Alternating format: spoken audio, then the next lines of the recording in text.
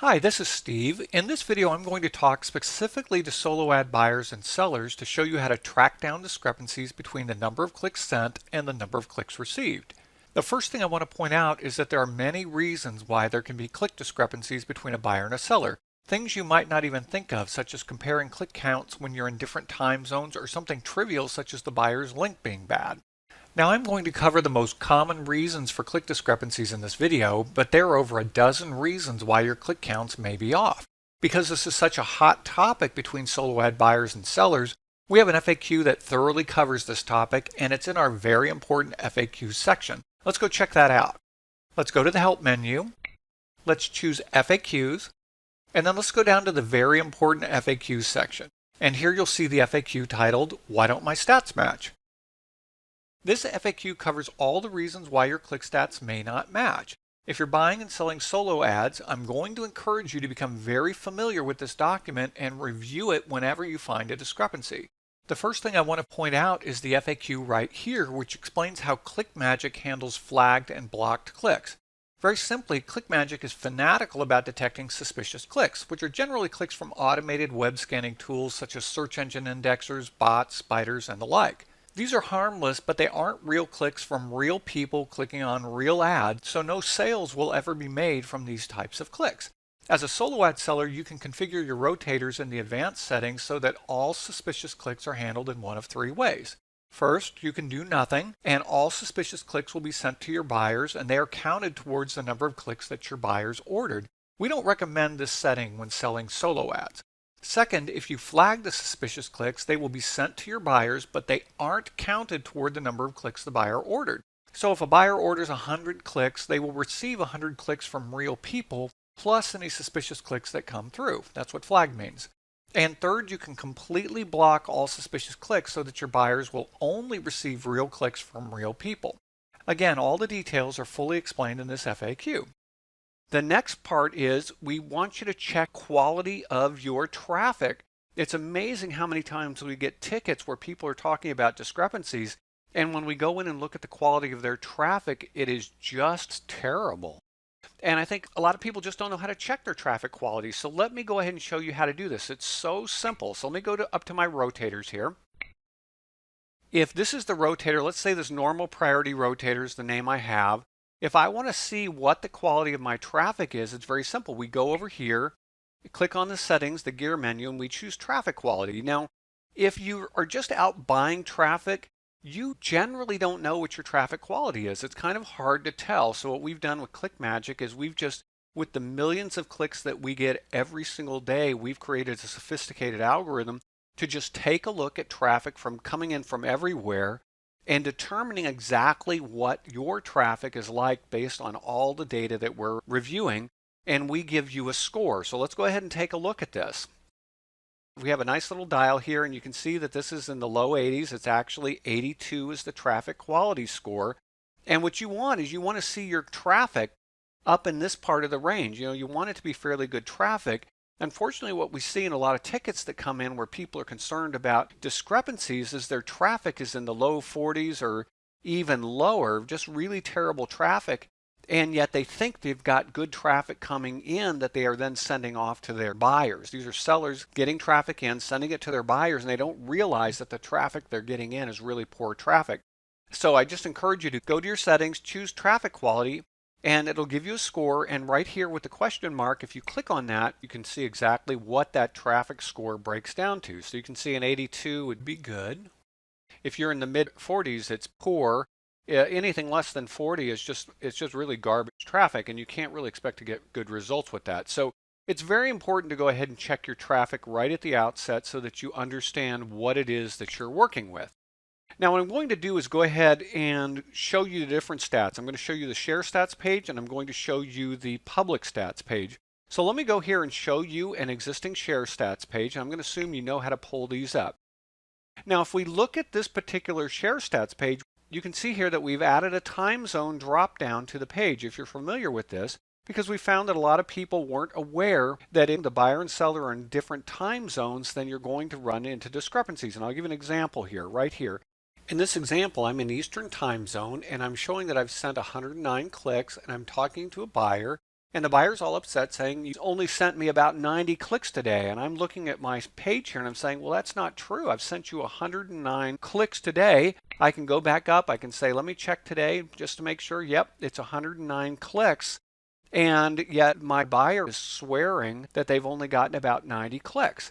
Now, if I then ask the buyer, I say, well, what time zone are you in? And they say, well, I'm in California, so I'm in the Pacific time zone of the US. And I go, oh, well, let me look. Hold on a second, because we're in different time zones, which is different hours on the planet. So if I go up here and I choose Pacific time zone, and then I choose today here, lo and behold, look what I see. My Pacific buyer has only received 91 clicks in his time zone for today because we're off by 3 hours. Now, if you think that 3 hours doesn't make a big difference, it can make a huge difference because it's not just 3 hours. It's 3 hours on either side of the time zone. So it's really 6 hours difference. And if you're looking at the flow of traffic coming through a rotator or a link, that can be significant. I was looking at a ticket the other day and a seller was saying ClickMagick was wrong. He's saying it's 40% off. I'm wasting all this money. And yet it was exactly the scenario where he was in Pacific time and the buyer was in Eastern time. And yes, there was a 40% difference in clicks, but not when you compare in the same time zone. And that is so critical. And if you don't understand exactly why time zone is so important, take out a piece of paper and just draw it out and you'll see that it's physically different hours on the planet. And if you're not comparing the exact same 24 hours, you're going to get different results in most cases. So that's the first thing to understand. Now, this is the public stats page. So you can look things over here. You can also see that you sent one flag click, one suspicious click got sent to your buyer. You can click on it and you can see this click actually got sent to your buyer. This is what it is. It's an anonymous type. That's why it was flagged.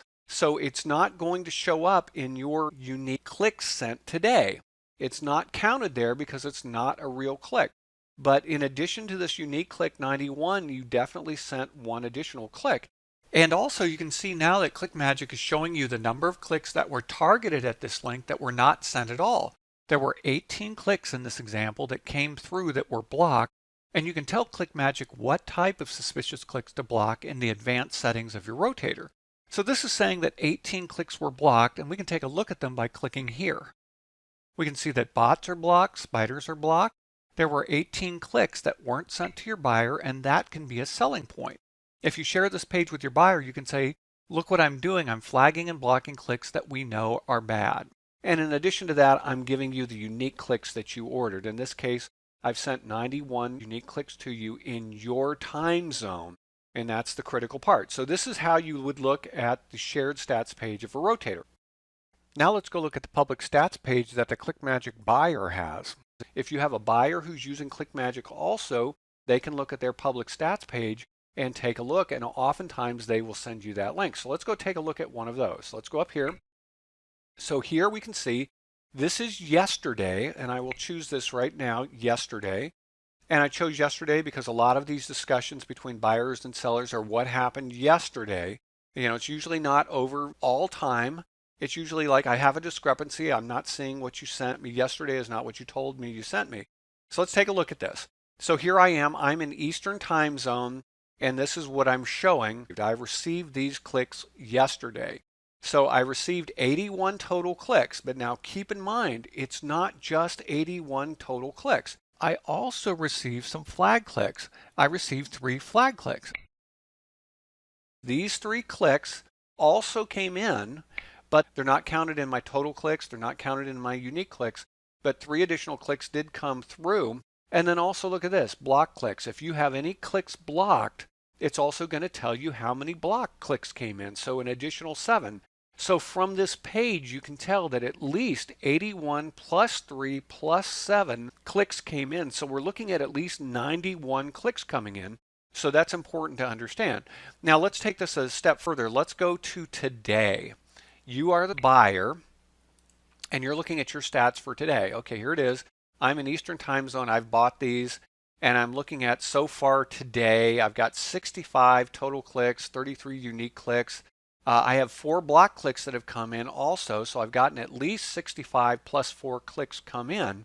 and I'm looking at this and I'm saying, okay, this is what it is. And maybe I'm talking to my seller through IM or something like that. I'm chatting and they're in a different time zone and we're having this conversation and our stats aren't matching and we're frustrated. Well, and you say, well, what time zone are you in? You ask the seller. Well, the seller says, I'm in Pacific time zone, US. You say, okay, well, hold on a second. You go up, you change your time zone to Pacific. You set your date range to today. And now look, your total clicks and your unique clicks are completely different. And so now you can talk apples to apples or oranges to oranges. You're not talking apples to oranges in this case. So you can have an intelligent conversation. But now if you look at this, the total count is, note this, 52 and 26. And if I go back to my time zone and I choose today, instead of 52 and 26, I have 65 and 33. That is a pretty significant difference that if you're looking for discrepancies and you're not accounting for time zone differences, it's very easy to think that clicks are being lost. But hopefully with this quick discussion, you know now to check your traffic quality because that's absolutely going to affect your block click and flag click rates. You know how to account for time zones now so that you won't have those discrepancies anymore. So really you have the whole picture here of how to track and figure out the clicks between buyers and sellers. So if you're looking at something and you have a situation where you have a discrepancy and you can't figure it out and this hasn't explained it for you, just go back to the FAQs, one I showed you at the very beginning of this video, click why don't my click stats match, and go through this entire FAQ. We have a number of points in this that I've not covered in this video. Just go through that FAQ. If that does not solve the problem for you, just send us a ticket at our help desk and we'll go ahead and look at that and walk you through exactly what's going on. So this is Steve with ClickMagick. Thanks so much. Bye-bye for now.